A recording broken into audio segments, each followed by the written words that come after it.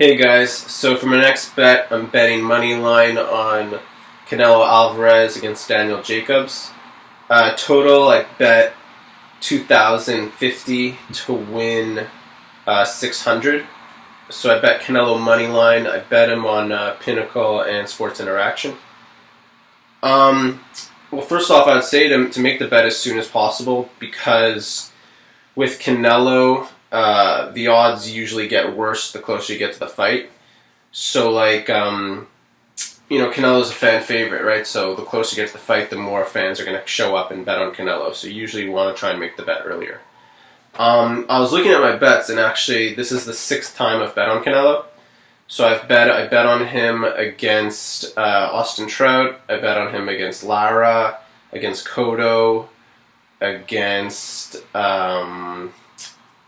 who else? I bet on him against Khan. I bet on him against Chavez. So I've gone 5-0 betting Canelo. So this will be the 6th time.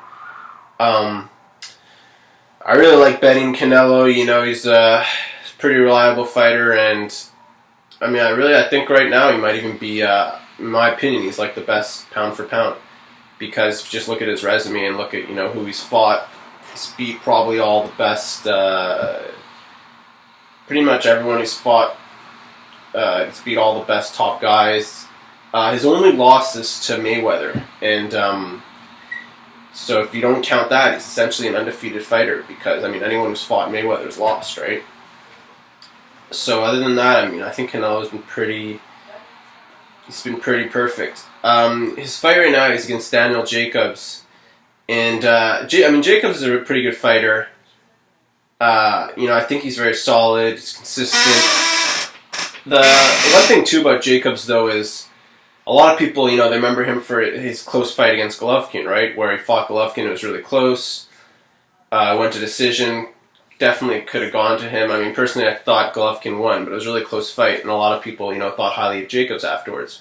But one of the things about that fight was when they were fighting, Golovkin was trying to unify all the titles, and at the moment he had 3, and he was fighting to retain them all. Whereas Jacobs was trying only to win 2 of the titles, not all the ones that Golovkin had. And one of the reasons he did that is because he wasn't trying to win the IBF title, because with the IBF, there's a rule where you have to, the day before the fight, you have to weigh in at the middleweight limit, which is 160. But the night of the fight, so the next day, you can only come in 10 pounds over the limit. Which means if the fight was at 160, you can come in at a max of 170. So Golovkin, went by that rule because he wanted to retain the title, whereas Jacobs didn't. So the night of the fight, Jacobs came in at like 180 or maybe even more, and he had, about a 10 or even 15 pound weight advantage on Golovkin the night of the fight, which obviously I think makes a big difference.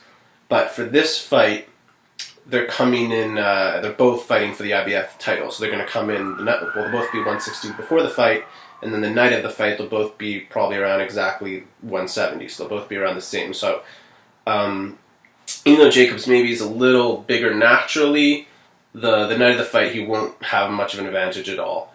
And even physically, Canelo's a pretty big, wide guy, so I think size-wise they're pretty much the same. I really think Canelo is like an all-time great fighter. I think I don't know. I think he's just I think Jacobs is good, but I think Canelo is just he's just a level above him. And I could see. I guess I could see. I think it'd be a good bet to bet Canelo to win by decision, but I could see Canelo winning by knockout too. He hits so hard, his shots are so accurate. You figure you never really want to bet Canelo. You don't want to. It's hard to bet Canelo decision because there's always a chance he could knock his opponent out. And Jacobs too. I think he realizes what a big opportunity this is for him. So I think he'll be willing to take the risks if he needs to try and win the fight, and obviously the more risks you take, the more likely you are to get knocked out. Another thing too with this fight is this is Canelo's 2nd fight in an 11-fight deal with DAZN, right? And he signed, I think he signed a $360 million contract for 11 fights. So if you think about it, do you really think he's going to lose the 2nd fight into this big contract? Probably not, right? So you figure he should have all the judges in his corner, essentially. There's a little bit of rigging that does go on in boxing. And if you look at Canelo's history, pretty much all his fights, there's been one fight where there's for each of his fights, there's always like one judge that seems to really rig the cards in Canelo's favor. I mean, one judge had him having a draw against Mayweather. One judge had him winning 10 rounds to 2 his first fight against Golovkin. One judge had him beating Cotto, I think 11 rounds to 1 or 10 rounds to 2. So, I mean, often with Canelo, it kind of does get the odds a little stacked in his favor because, you know, he's signed with Golden Boy, and it seems like there's always a little bit of fishiness going on. But, I mean, at the end of the day, Canelo still is an all-time great fighter.